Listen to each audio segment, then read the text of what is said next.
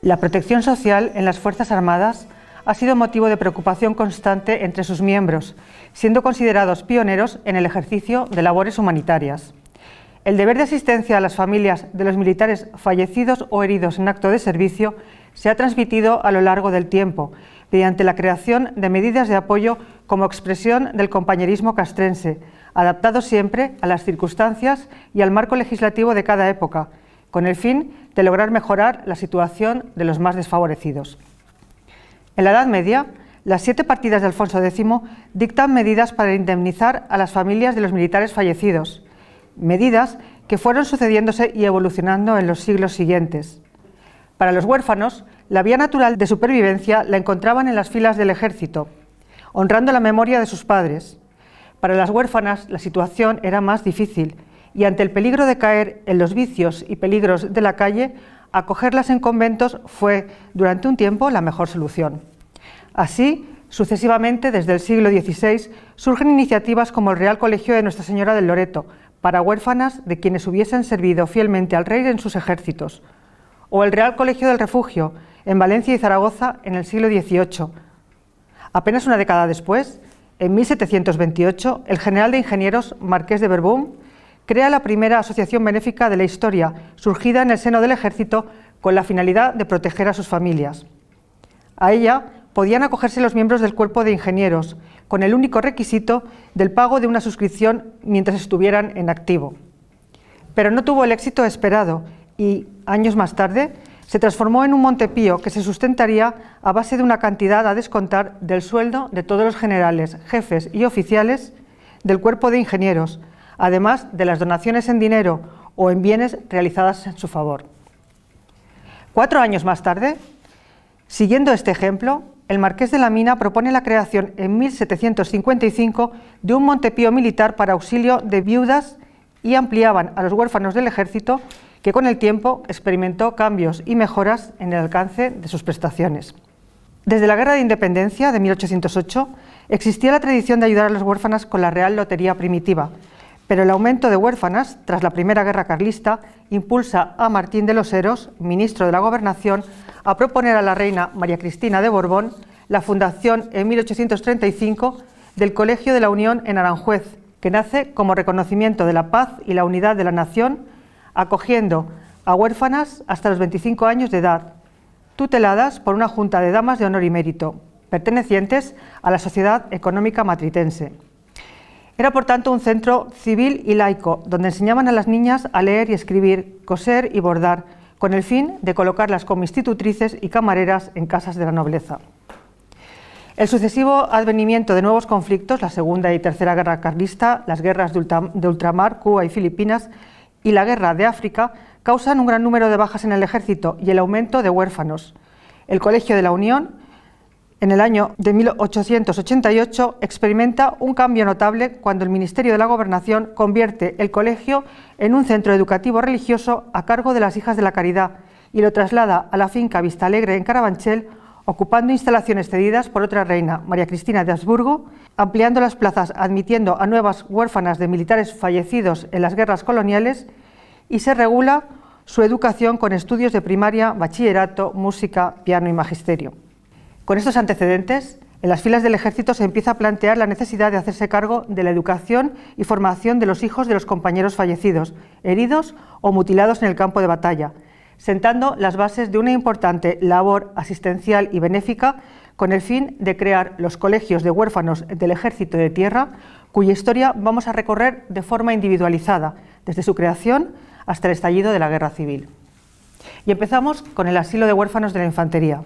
El general don Fernando Fernández de Córdoba, ministro de la Guerra, intentaba sin éxito la creación de un establecimiento de acogida para los vástagos de militares fallecidos, procedentes de todas las clases del ejército.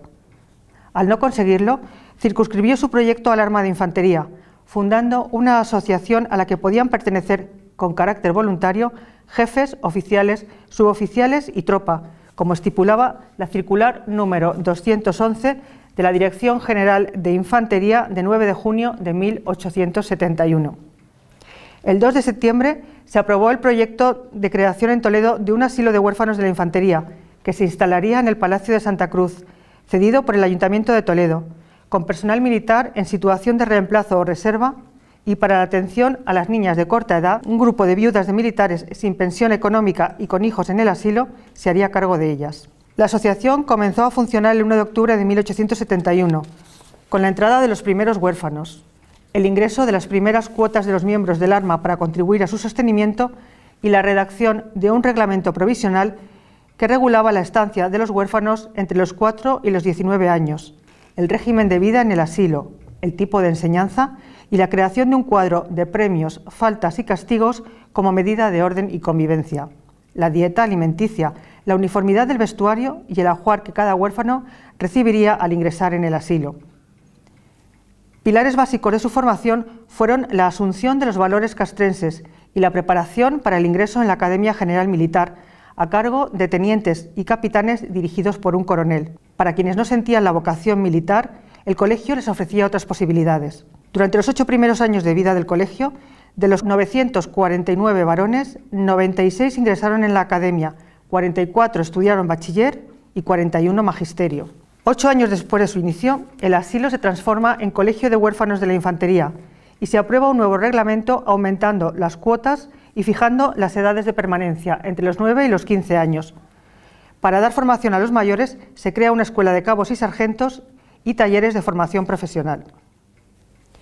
A partir de 1878, la Congregación de la Sagrada Familia se hace cargo de la educación e instrucción de las huérfanas entre los 7 y 20 años, que se completaba con unos talleres dirigidos por esposas de militares, donde se cosía y planchaba toda la ropa de uso del colegio y de los niños.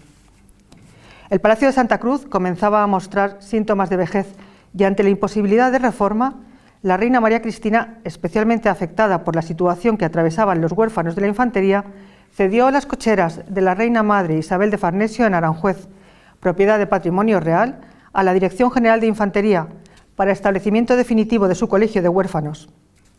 Y el 29 de enero de 1887 se inaugura el Colegio María Cristina para huérfanos de la infantería en Aranjuez, con la atención personal de su real madrina y protectora, que hace espléndidos regalos y donativos a los que cariñosamente llama mis huérfanos, motivo por el que empezarían a ser conocidos como cristinos y cristinas. Pero Aranjuez tampoco era un sitio ideal. Al año de la apertura, las previsiones de espacio quedan pequeñas, los recursos económicos insuficientes. Tras los esfuerzos de la asociación y el Ayuntamiento de Toledo para rehabilitar el cuartel de San Lázaro, la reina autoriza el regreso de los huérfanos cristinos a Toledo y 9 años después de haberla abandonado, la ciudad los recibe con los brazos abiertos. Así, el 11 de agosto de 1897, con la instalación en Toledo de la sección de varones del Colegio de María Cristina para huérfanos de la infantería,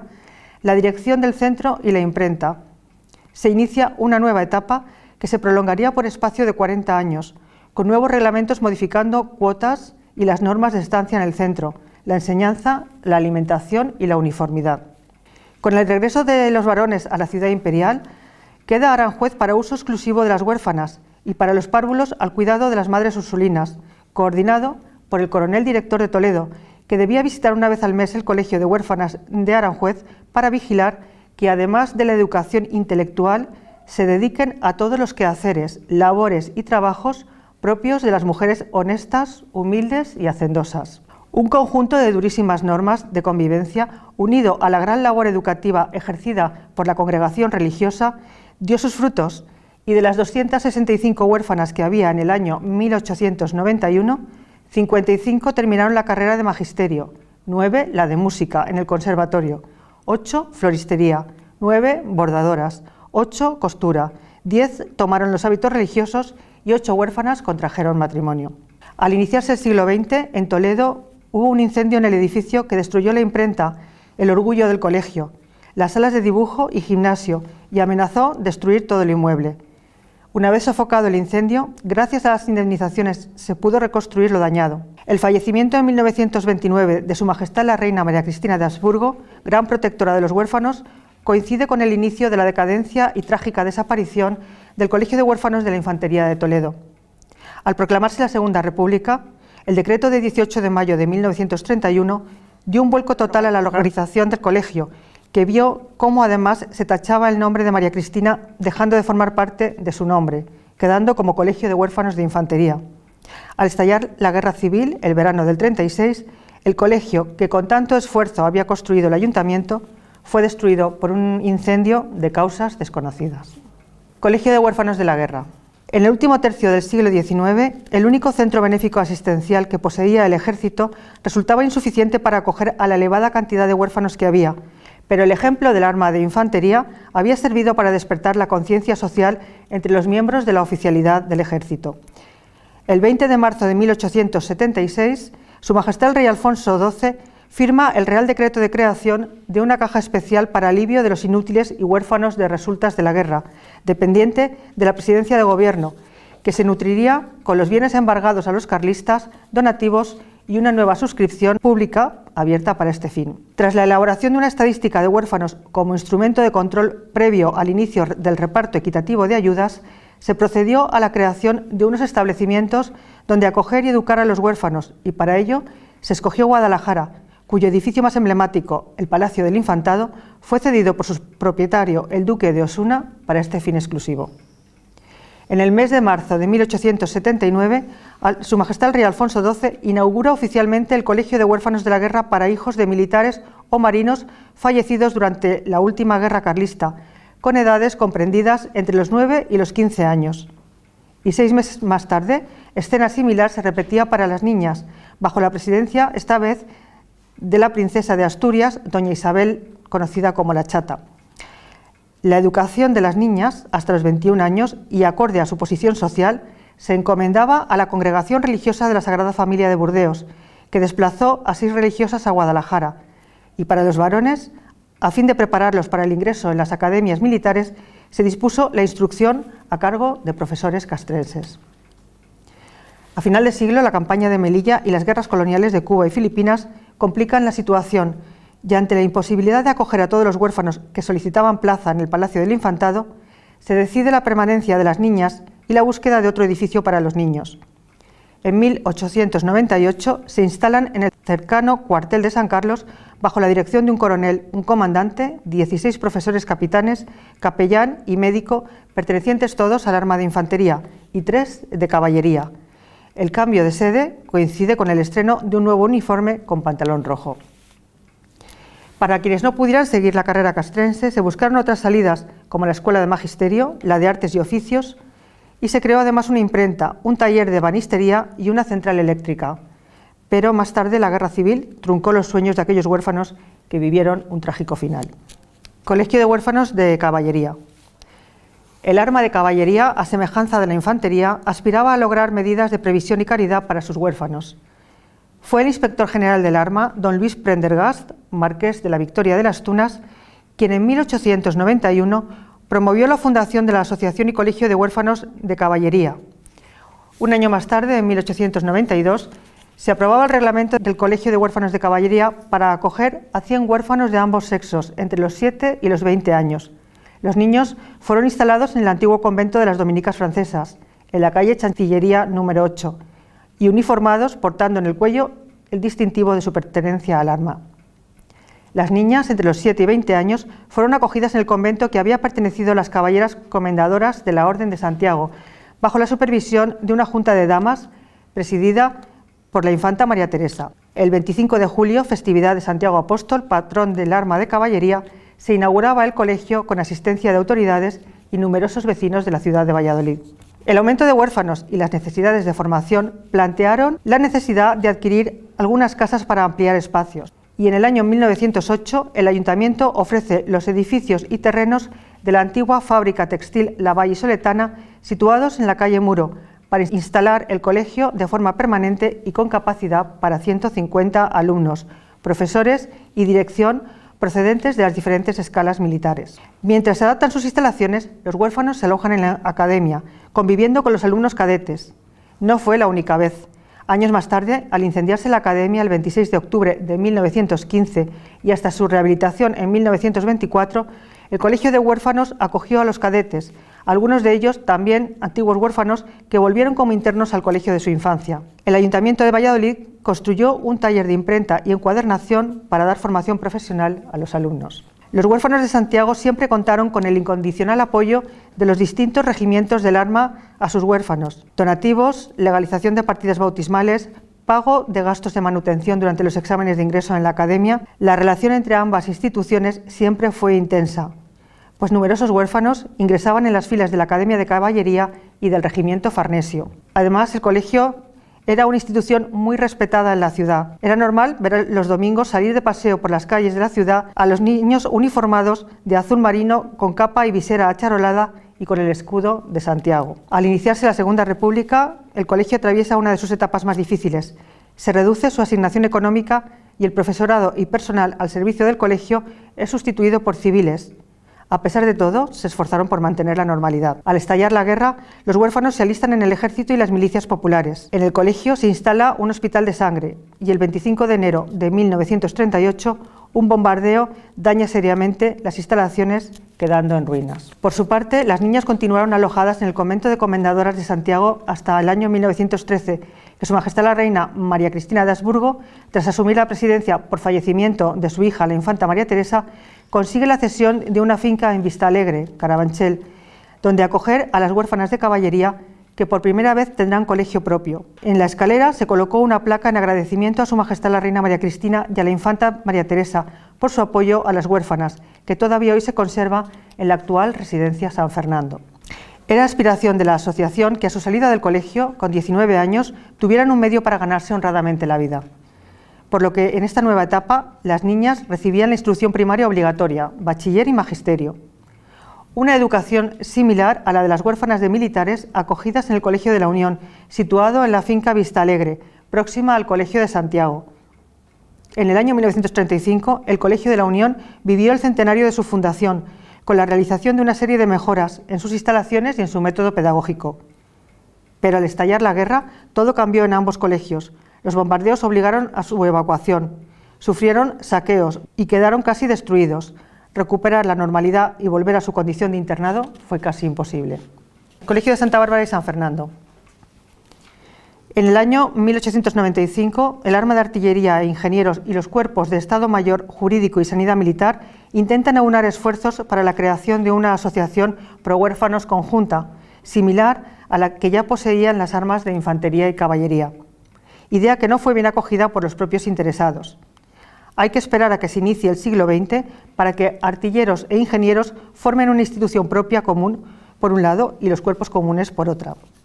Los antecedentes de la creación de la Asociación Colegio de Santa Bárbara se sitúan el 2 de diciembre de 1890, cuando, ante la idea de erigir por suscripción popular un monumento a Daoiz y Velarde, héroes del 2 de mayo, el teniente coronel de artillería, don Antonio Azuela, sugiere destinar la recaudación a la creación de un colegio de huérfanos de jefes y oficiales, con el apoyo de varios artilleros que firmaron manifestaciones por la creación del orfanato con la aportación económica de los miembros del Arma. Finalmente, la Academia de Artillería decide hacerse cargo de la creación del Colegio de Huérfanos, que fue aprobado por Real Orden de 28 de septiembre de 1904. Los huérfanos fueron acogidos por los hermanos maristas y las huérfanas por las Carmelitas de Vitoria, ciudad elegida para sede del colegio,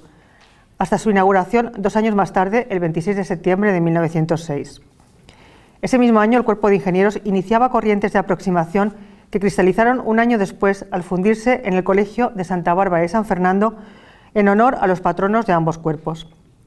El consiguiente aumento de huérfanos obliga a plantear su traslado de Vitoria a Madrid, buscando darles una mejor educación y atención, que será posible a partir de 1910 con el traslado de las huérfanas al Colegio de las Madres Escolapias de Carabanchel y a los huérfanos a un edificio con locales suficientes para impartir todas las asignaturas del bachillerato, preparatoria para ingreso en las academias militares, correos y telégrafos y aduanas, en la finca La Frontera, en Carabanchel Alto, que había sido propiedad de doña Faustina Peñalver, marquesa viuda de Amboaje. Durante la Guerra Civil, el colegio fue ocupado alternativamente por los dos bandos. Colegio de Huérfanas de Estado Mayor y Sanidad Militar. La aspiración de los cuerpos de Estado Mayor y Sanidad de crear un colegio de huérfanos para proporcionar enseñanza se materializó en la propuesta elevada al Ministerio de la Gobernación en el año 1910 por don José de la Calle y Sánchez. El 24 de agosto de 1911 se llevó a efecto la creación de la Asociación de Huérfanos de Estado Mayor y Sanidad Militar para acoger y educar a sus protegidos en un colegio en Madrid o alrededores, bajo el patronazgo de la Inmaculada Concepción, como la mayoría de las asociaciones de huérfanos existentes, con un reglamento en el que se fijaban los recursos económicos y las cuotas para poder sufragar el mantenimiento de sus huérfanos e hijos de asociados. Gracias a los donativos recibidos, los primeros huérfanos acogidos, varones con edades comprendidas entre los 8 y los 10 años, fueron convocados el 30 de septiembre para ser equipados con un uniforme de paño azul tina, con el emblema del colegio, y una gorra y un traje de diario para el interior del colegio. Los restantes huérfanos serían mantenidos en sus casas con una pensión, quedando pendiente admitir a las niñas en el colegio en cuanto la asociación pudiese. La inauguración oficial tuvo lugar el 1 de octubre en Villa Teresa, en la calle Bravo Murillo 207 de Madrid, pero el inmueble pronto se quedó pequeño y hubo que alquilar sucesivamente otros edificios hasta que en 1917 se inicia una nueva campaña de recogida de donativos y cuotas extraordinarias para adquirir local propio. Posteriormente solicitaron el ingreso el Cuerpo Jurídico Militar y el Cuerpo de Sanidad Veterinaria, con los mismos derechos y obligaciones que los demás miembros. En 1923, la asociación adquiere Villa Guadalupe, situada en la madrileña calle de López de Hoyos 317, para destinarlo a colegio de huérfanos varones con el nombre de Colegio de la Inmaculada Concepción, tutelados por una plantilla de personal dirigida por un coronel y la coordinación de 4 hijas de la caridad. 50 alumnos empezaron a estudiar primaria y bachiller, con derecho a permanecer en el centro hasta su ingreso en la Academia Militar o en la universidad, con el límite de edad de los 23 años.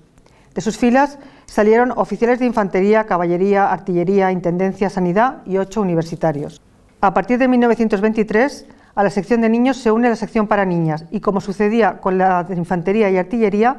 bajo la tutela de las hijas de la caridad, hasta que se decide acoger a las huérfanas en el Colegio de las Escolapias de Alcalá de Henares. El tiempo máximo de estancia en el colegio era de 8 años y eran uniformadas con un severo vestido negro de diario y otro de paseo. La llegada de la Segunda República supuso un recorte duro en personal y en asignación económica. Cuando se produce la sublevación militar el 18 de julio de 1936, los huérfanos se dispersan. El colegio es ocupado por el Frente Popular, convertido en cuartel, quedando prácticamente destruido al final del conflicto. A la vista de esta larga historia que les acabo de narrar, el Consejo Rector, como órgano colegiado superior del Patronato de Huérfanos del Ejército de Tierra, en reunión ordinaria de 20 de mayo de 2015, acordó por unanimidad, tras la consulta y asesoramiento del Instituto de Historia y Cultura Militar, designar el 1 de octubre de 1871 fecha de inicio del primer colegio de huérfanos en el seno del Ejército, el Colegio de Huérfanos de la Infantería en Toledo, como fecha de fundación del actual Patronato de Huérfanos del Ejército de Tierra, que este año cumple su 150 aniversario al servicio de los huérfanos.